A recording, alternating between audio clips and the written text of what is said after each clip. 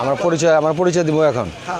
আমি বাংলাদেশ জাতীয়তাবাদী 5 ওয়ার্ডের বিএনপির সহসভাপতি। আমি আর এই কথার উদ্দেশ্য কারণ একটাই, যে আমাদের এই কেরানীগঞ্জের ভিতরে, আমাদের জিঞ্জিয়া ইউনিয়নের ভিতরে আমাদের মা বোনেরা অনেক অবহেলিত, এবং যেটা ভাষা প্রকাশ করার মতো না।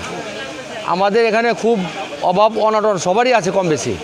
সবাই তো টাকা পয়সা আছে, অনেকের টাকা পয়সা প্রাইভেট ক্লিনিকে চাইতে পারে, কিন্তু আমাদের এখানে যারা মোটামুটি যারা নিম্নবিত্ত মধ্যবিত্ত ফ্যামিলি আছে, ওদের তো এরকম টাকা পয়সা নেই।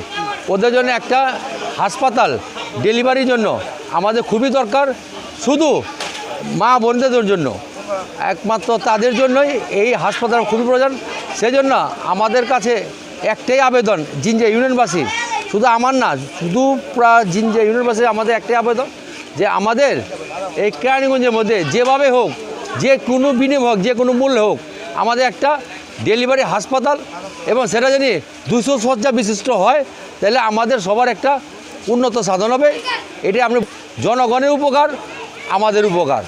আমরা এটা আমাদের এলাকা যারা অবহেলিত আছে, সেটা স্থানীয় হোক বা ভাড়াটিয়া হোক, সেটা কথা না। কথা হলো যে আমাদের এলাকা যারা অবহেলিত আছে, তাদের জন্য এই 200 শয্যা হাসপাতাল দাদার কাছে অতি দ্রুত আমরা চাই, এবং উনি আমাদের একটা আশ্বাস দিয়েছে, আমরা তার আশ্বাসের জায়গায় আমরা অবস্থান করতেছি।